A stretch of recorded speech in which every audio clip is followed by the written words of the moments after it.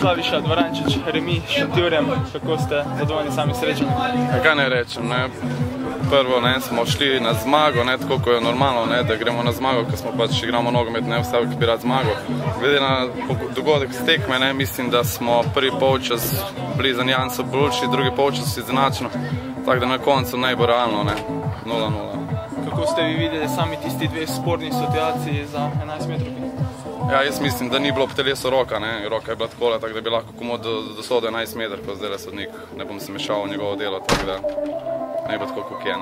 No, sedaj, če se obrnemo še malce na uigravanje, v bistvu so igravci nekdanjimi, Simon Sešlar, pa Marko Križnik, kako je bilo na igrišču? Ja, je lepo igrati z njimi, enkrat pred parimi meseci smo bili skupaj v Celju, zdaj igramo v tej malo nižji ligi, glavno da igramo, da pridemo nazaj v to, je pa lepo, s Simonom pa s Križnikom, pa še tle, da so še par pobi moči, če bil, tudi.